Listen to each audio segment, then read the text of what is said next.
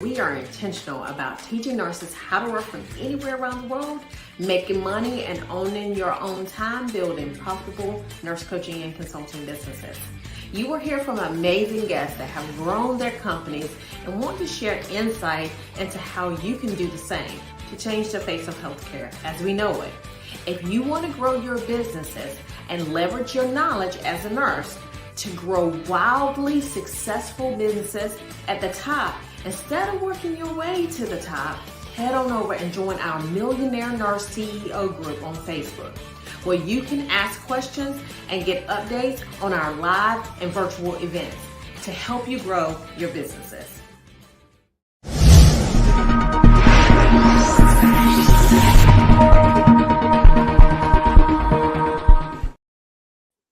Good morning, everyone. So my name is Dr. V. Most of you who have been on, you know exactly who I am. And so one of the things that I wanted to do this morning is I wanted to come on and I wanted to tell you or talk to you about creating a multi-six-figure business. Now, one of the things, the reason why I'm actually doing this, because one of the things that happened was I came on live the other day and it was like the sound was kind of muted and in and out. The sound was in and out. So if you can hear me, hey, Tawan on Instagram. So if you can hear me, I want you to say that you can hear me, please, so that we can move forward. So I want to make sure that we are coming through. And one of the things that I know for sure is that when you're in business, you have to have that I'm not going to give up spirit. If you have that I'm not going to give up spirit, then it's game changing for you. It's game changing for everyone around you. And so those are the things that we are, of course, wanting to do and make sure that we are moving forward.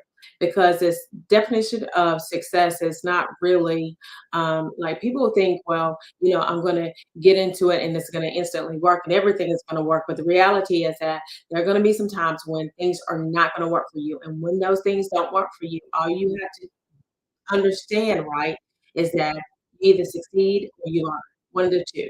And so, for example, when I went live the other day, I didn't have my headphones on, I didn't have the mic connected, I was just using the internal mic with the computer.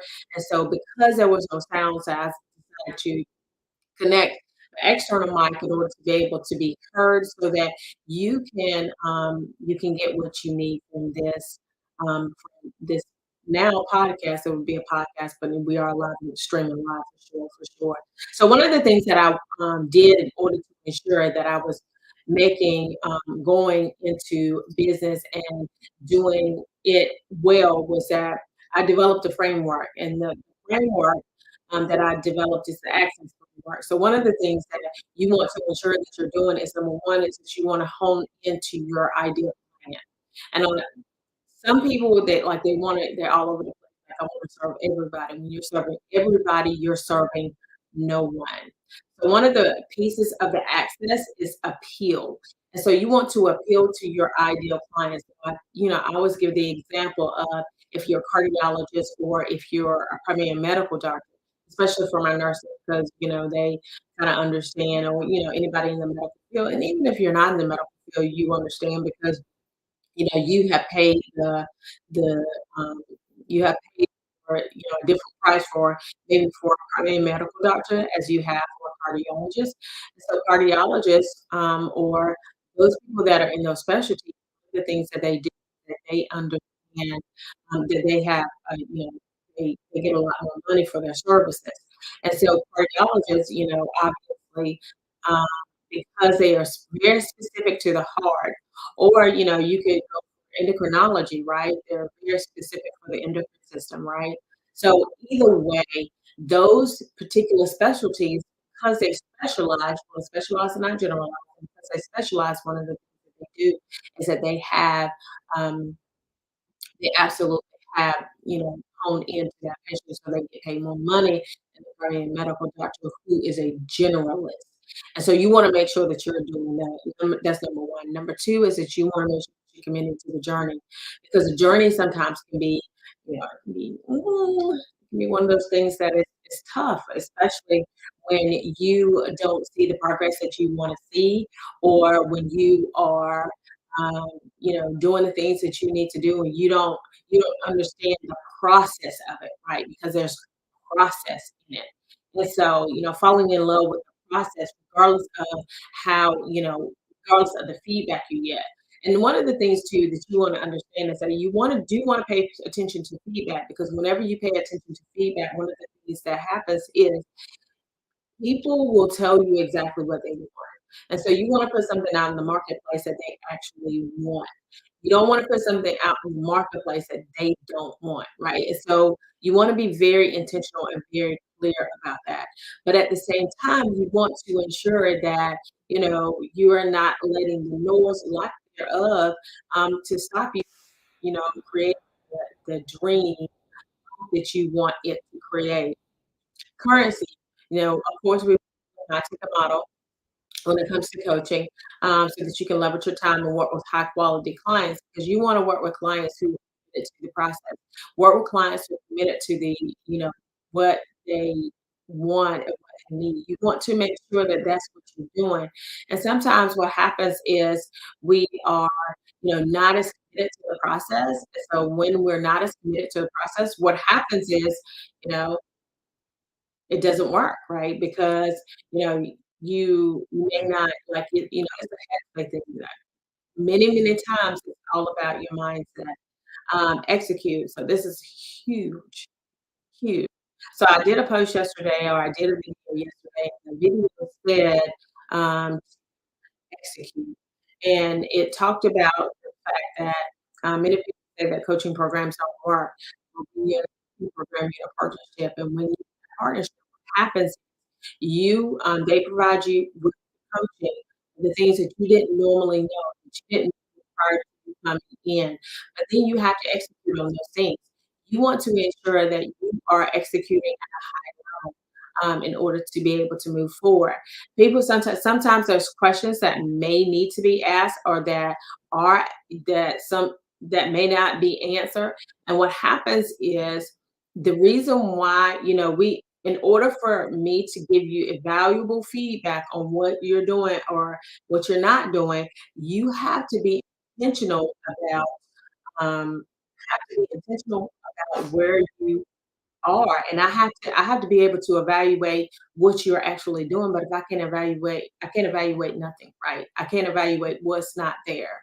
Now the last thing, not the last thing, but the next to the last thing is superior. You want to make sure that you're providing superior service to your clients, right? And so many times what we do is we don't necessarily see, we want to make sure that we're providing a superior support. So one of the things that we did was, and the last one is support. One of the things that we did was we hired a client concierge, because we want to make sure that our clients were taken care of.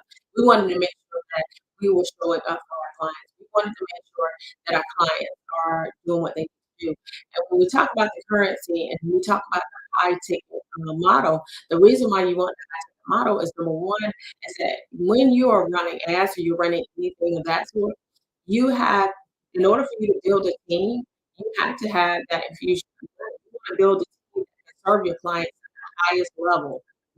So that you are not stuck in the mud, not doing the thing that you need to do in order to ensure that your clients are successful. So then next we have creating a flywheel. And so the flywheel is is like the whole journey of the client, right? You wanna make sure that you are providing a journey, where they can come back if they want. But you want to make sure that you are creating an environment or a culture for your clients where your clients are supported.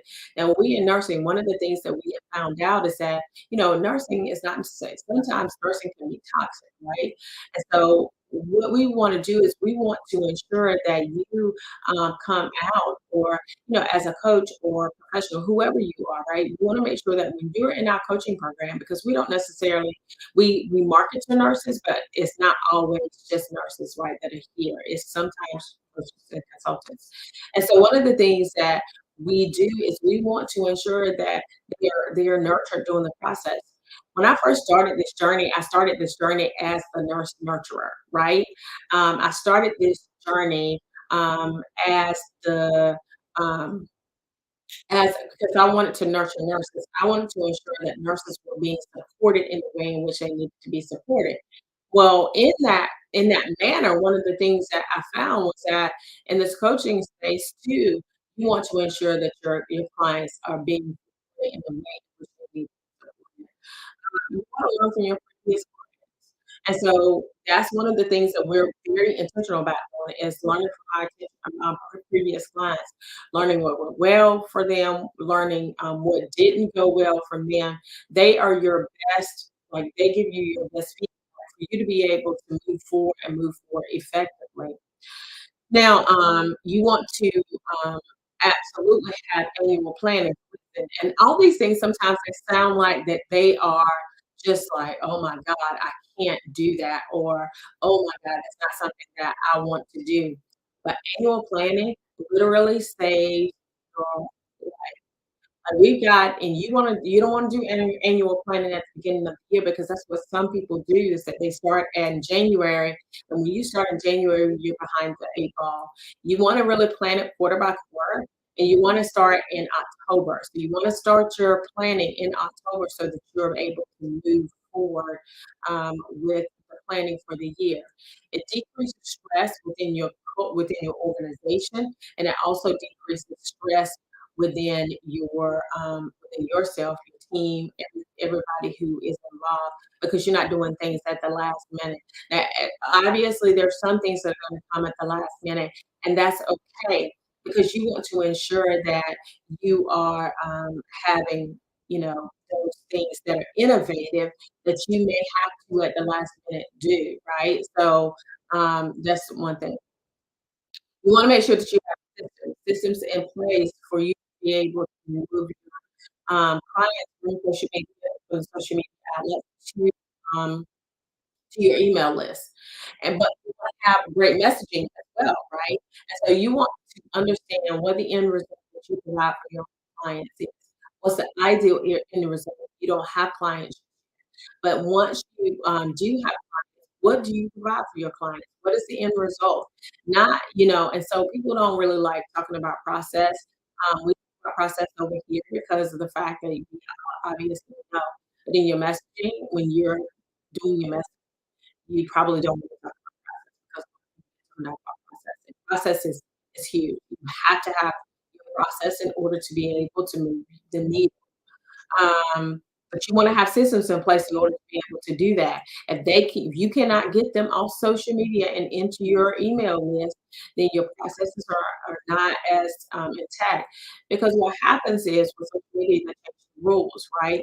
So I tell people this all the time. It's like a timeshare. So with timeshares, like when you buy them, and I am kind of an anti-timeshare person, but when you buy a timeshare, you like they can change the rules on you.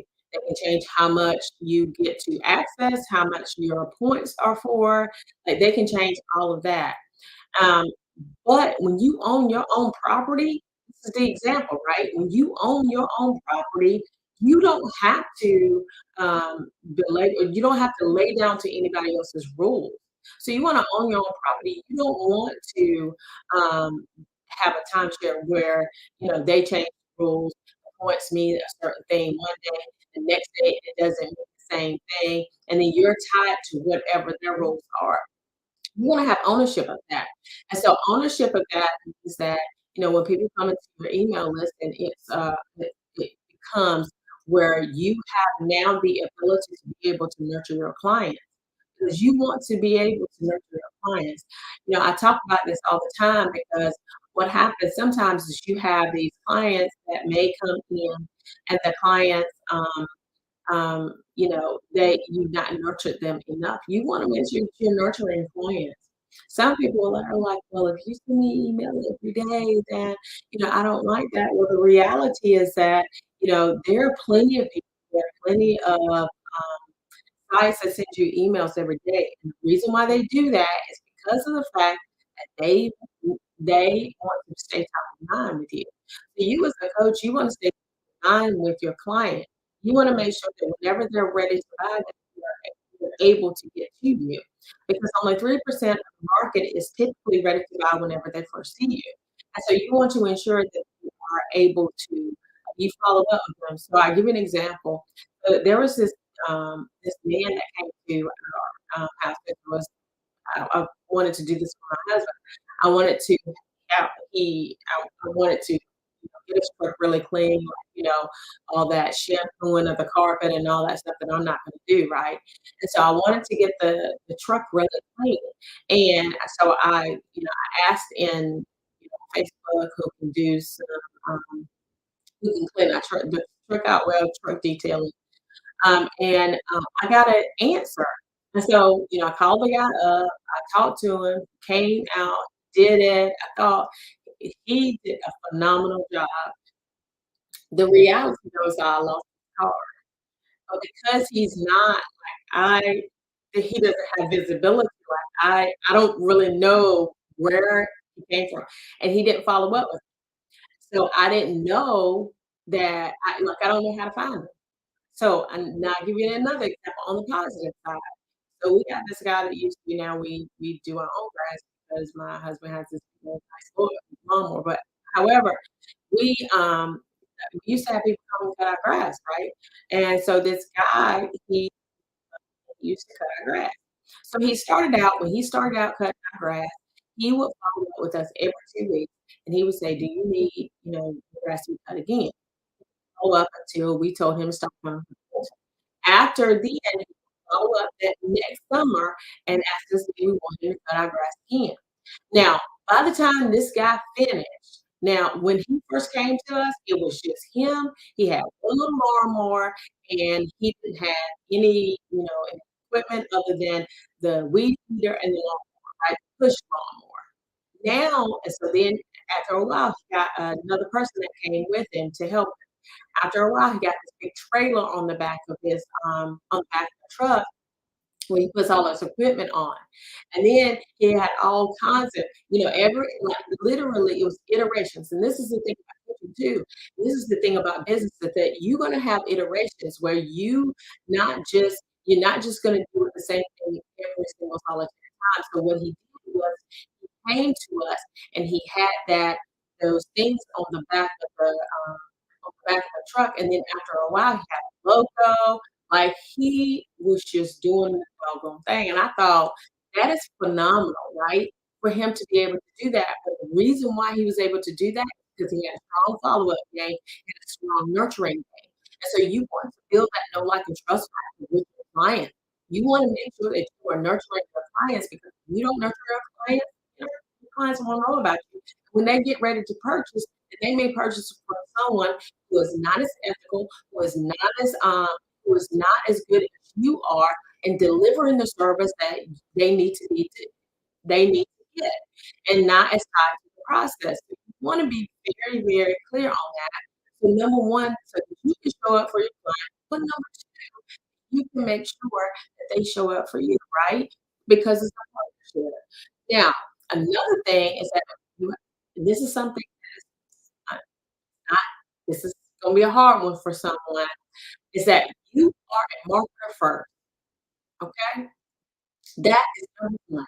You have to make sure that you are putting yourself out there. You have to make sure that you are putting your business out there. You're not putting yourself specifically out there because I know some business, streams where businesses where they don't put themselves out there, right? But the reality is that you are a marketer first. You don't wanna be the world's best known secret, right? You wanna make sure that you are understanding.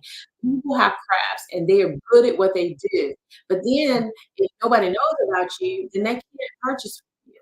Again, and you're literally handing your clients or potential clients over to other people so that they can nurture your clients. You don't even have the opportunity to nurture your clients. Now, communication. So one of the things that I'm very clear about is communication. Uh, I don't I don't really like, the whole aspect of, not as a CEO of your company, but some people come in and they do the coaching or whatever, become the CEO of that company. As the CEO of your company, your biggest task is communication. You want to be able to, you want to ensure that you're communicating with clients, and so not clients, you want to make sure you're communicating with your clients as well, but team is number one.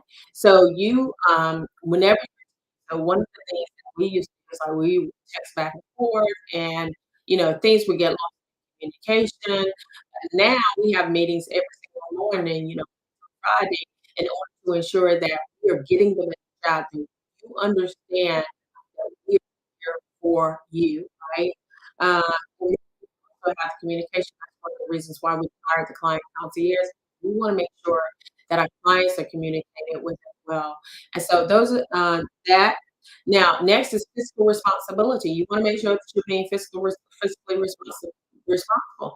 A lot of people, what they do is they go out and buy these big cars and jets and all that drama. Yeah, if that's for you, that's great. Now, we're vacationing people, so we will vacation because we got the experience of it.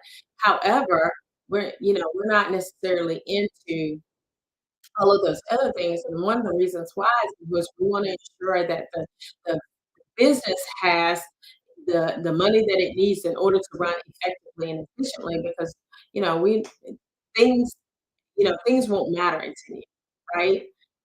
Your experiences and how you with those experiences and how you show up with your family, those things matter in the next, for sure. So you want to ensure that you're doing the thing. Now, if you like things, that's your business. And by all means, work it out. I'm just not a big person. And so you want to make sure, again, that your business is taken care of. Yeah, managing your time. Now, doing a time audit. So one of my coaches, he used to say, you want to do a 3-day time audit. Understand how you're spending your time. Understand where you are, what you're doing with your time, right? Because I'm telling you that 3 to 5 hours, not 3 to 5. I heard the one that I went to that 5 hours a day is like, that's a lot of your time. And, we love scrolling on social media or looking at TV. Like, people are like, "Well, I don't wanna travel because I don't," because of all the things that are going on in the world. And what I do know is that I can't affect that, right? I can't affect the things that go on in the world. And so, I catch up with the news maybe once a week in order to be able to be informed. But outside of there, I don't really listen to the news because, you know, what happens when a lot of people listen to the news, it gives them anxiety, and then they don't wanna do the thing that they need to do because they think that the world is gonna end, it's gonna implode, because, of whatever. But what if it doesn't? What if it doesn't end, and then you have not moved forward, and then you're 70 years old or 80 years old or 90 years old, and you can be 70, right? Because you got 20 years until you're 90, especially if you have parents that have lived into their 90, right? You have longevity within your family, or you are taking care of yourself really well, then you can live until you're 90. But the reality is that you want to ensure that you are moving forward because you don't know when you're going to pass away, and you don't know when that day is. I'm a firm believer that the date of your life and the date of your death is determined prior to you, um, prior to you being born, right? And I believe that your purpose, pastor told this story, and this thing really blessed me, okay? He told a story about, John the Baptist and Mary and Elizabeth and, Jesus, and how Jesus was, Mary was her cousin, Elizabeth, and when she went to see her cousin, Elizabeth was pregnant. If you don't know the story, Elizabeth was pregnant with John the Baptist. Mary was pregnant with Jesus, right?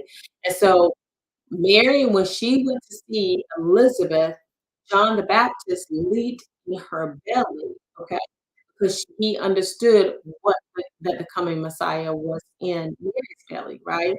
And what that told me was that like your purpose is already designed for you. And so what we need to do is we need to understand that our purpose is designed for us. We need to move forward with our purpose. And sometimes it takes several things and things that we need to do in order to ensure that we're getting purpose, but we want to ensure that our purpose is taken care of. And then again, the last thing is create a sustainable culture within your organization. Culture eats strategy for breakfast, and that's so true. You want to ensure that you have a great, and one of the reasons why is because whenever you have an off culture, the culture takes care of any strategy that you have. And I say that is probably the downfall of a lot of hospitals is because they really don't have great culture. Some of them, okay, may have great culture, but a lot of them don't have good culture. And so then what happens is they are struggling because the culture is off, and then the patients don't get taken care of in the way in which they do. And let me tell you something, if you have a family member that is in the hospital, I want you to ensure that that you were talking with the physician. I had a family member that was recently admitted, and because I understand exactly the implications of her diagnosis, I was calling the doctor, and I called the nurse, and she's actually one of my friends, and one of the things that she said was we talked about it, right? And one of the things that she said was, I'll get him to call you whenever he gets down here. But the reality was I understood that if we didn't have time to wait. And so I went through the operating and I was like, I need to talk to this doctor. I need to talk to him now. And, because I wanna make sure that our family members are obviously taken care of. And so whenever you have a family member in the hospital, I encourage you to do that. And of course, this live is not about that, but I want to ensure that everybody understands the ramifications of what's going on in the healthcare system right now. Because we've done the same thing and we've expected a different result within the healthcare system. I'm not in there any longer, but you want to ensure, and that's the reason why coaching, especially nurse coaching and consulting, is important because they understand the, the gaps in the industry. Because nurses understand the gaps in the industry, you want to ensure that you are literally changing those gaps and really being able to fill those gaps so that they are fill those gaps so that people are taken care of more efficiently and effectively because we don't want our family members to die because somebody, was not good to our family members or because somebody was just whatever the reason, whatever that may go on that day. Medical errors is the third leading cause of death in the U.S. And so be very clear that the more the healthcare industry gets burdened, the worse it's going to get. And it's to me, it's you know, COVID, of course, was the straw that broke the camel's back. And it was worse then than it is now. It's still not. It's still not optimal like it was whenever I was when we first started in the healthcare system. So I encourage you to subscribe to follow us on every platform. We are VP Nursing or Viola Pierce. Um, Join our Millionaire Nurse CEO group. It is on Facebook. Come in.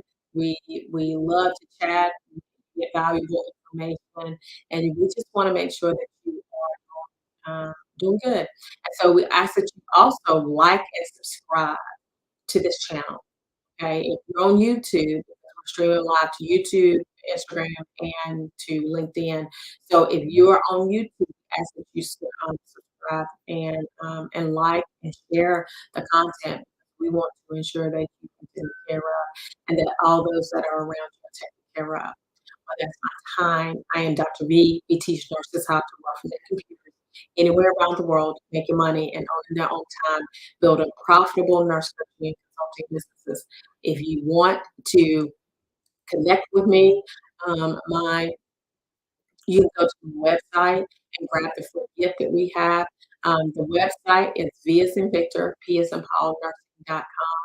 I also have a book called The Audacity to Execute because execution um, is key.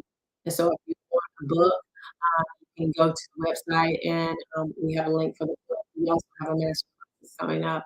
So we look forward to just really nurturing you and really connecting with you. Uh, we we know that we can't do this without without you. Amazing. Have an amazing day. It is going to be a great 2024. Bye-bye.